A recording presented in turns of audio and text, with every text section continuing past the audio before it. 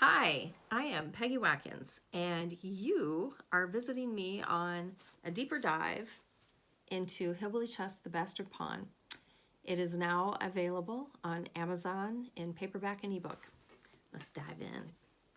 So today I am going to go to page 71, and I'm going to read just a little snippet, and then we're going to talk about it. So if you already have the book and you've read it, then you can flip to page 71 and you will know what I'm talking about. I'm talking about a dog issue. And I talk about a few dog issues in here, but this one in particular, I don't even know who he was, but he came over to our house in the summer and he had this dog. It was a little collie, and he asked me to watch it out in the front yard, so I did, and I guess I don't really need the book. I wrote it, so I know what I'm talking about. Anyways, he asked me to watch the dog, so he went in and he was talking with my mom, and that was all fine. I loved playing with the dog out in the front yard. I have no idea how long I was out there playing with the dog, but I know that I loved her immediately. And I remember asking the guy, I said, "What's her name?" And he said, "She don't have a name. Do you want to name her?" I thought she looked like Lassie. I guess I'm aging myself at this moment, but there used to be a TV show called Lassie, and it was a beautiful big collie dog, and this little collie looked like Lassie, so that's what I called her, was Lassie. So after they were done, my mom and this guy, I don't know who, I think it was my cousin or something like that. I don't remember.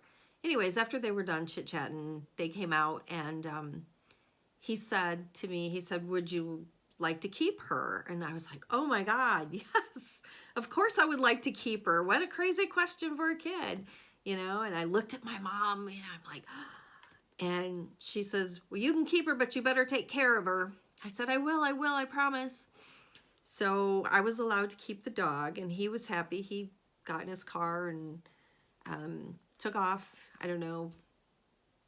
And so I was out in the yard for just a few more minutes, I think. I don't know how long, maybe a half an hour or whatever. And my mom comes out and she says, "Grab that dog and get in the car." So I grabbed the dog and I got in the car. And off we went, and we were heading towards Homer. And I thought, must be going to visit Granny. All right, well, Granny can see my dog. That's kind of cool. So we're going down a back road, and I always remember this one in particular, really, really huge in my, even in my mind now. It's a nice, big, gorgeous white farmhouse with a big red barn here and a big red barn here, and a beautiful white picket fence all along the front. It's just a beautiful place. She stopped right in front of that house, and she said, "Throw that dog out the window."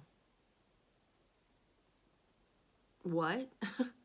I sat there and I was completely, excuse me, I was completely dumbfounded. I didn't even know how to think or act or feel. I didn't do anything. I just sat there holding my dog, holding Lassie, and she yelled at me again, and she threw out her threats. "I'll shove my fist down your throat if you don't do this, little girl. Do you hear me?" That was a normal. And I knew in my mind that if I did not roll down that fucking window and throw my dog out, that shit was going to hit the fan, and it was going to hit hard, because I didn't know what she would do if I didn't do it. I was afraid maybe she would, you know, in my mind back then, I thought maybe she would run it over. I thought maybe, she would kill it or something. So I rolled down the window and I threw my dog out in front of that big white farmhouse on the country road going towards Homer. And I rolled up the window after I did, and I just sat there, and she just sped off. And I looked out the back window and I watched as my dog just like stayed right there in kind of a circle. And I'm sure my dog was thinking, well, what did I do? You know, my dog was probably thinking the same thing that abused kids think. What did I do? Why are you doing this to me? Can I say I'm sorry so you don't do this to me? I mean, I don't know. It was horrible. Just the thought of rolling down my window to knowing that I had to throw my dog out that I had just gotten. She said I could have it, and I don't even think I had that dog for an hour. And then as we were speeding down the road going on to Granny's, she says, you were too stupid to know how to take care of that dog. That's why I made you get rid of it. You're just too stupid. Well, yeah, I probably was too stupid to know because you were too stupid to teach me. And we learn from our parents. We learn how to care for things. We learn how to take care of things. We learn how to be a human being by watching our parents' example and by our parents teaching us, taking us by the hand and teaching us. That's why we're the children and you are the adult. Teach us what you need us to know. Raise us up in the way that we should go. She never did that. She never taught me how to do things that I should know how to do. She did teach me some good lessons, though.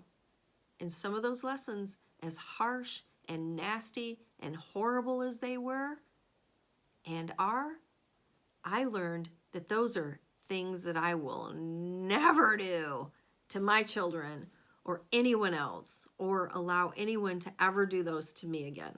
So those were life lessons that I learned. And that's how I learned those. Back to the dog. You know, I rescue dogs today, and I absolutely love it. I donate to dog rescues when I can and help them when I can, because I love dogs. And I think maybe that's part of me trying to make up for what happened in some weird way or something. Or maybe it is just me because I really truly love dogs. I have rescued, I think if I added them up right, I think I've rescued 7 dogs in my life. And I will continue to rescue because rescues are the best and I love them.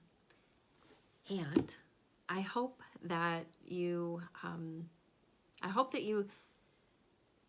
if you allow your children to have a pet, I hope that you teach them how to properly care and love for that pet. And I hope that you love that pet as well, because it's not just a pet, it's part of your family.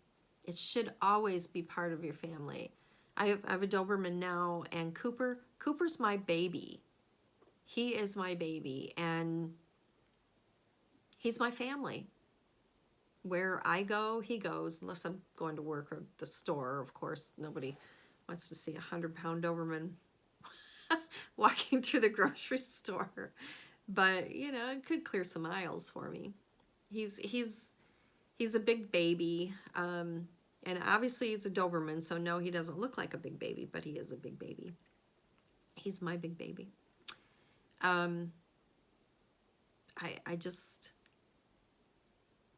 You should just love them, and they absolutely should be a part of your family. If they're not, you shouldn't be breeding humans, or you shouldn't be getting animals, because that's not right. And I know a lot of people today, they get animals and they don't treat them right. They keep them in a pen, you know, for years. They have no kind of life. They chain them up to a tree. They have no kind of life. God, I do talk a little bit more about a few different animal incidents in the book, and you'll see that as you're reading through. I talk about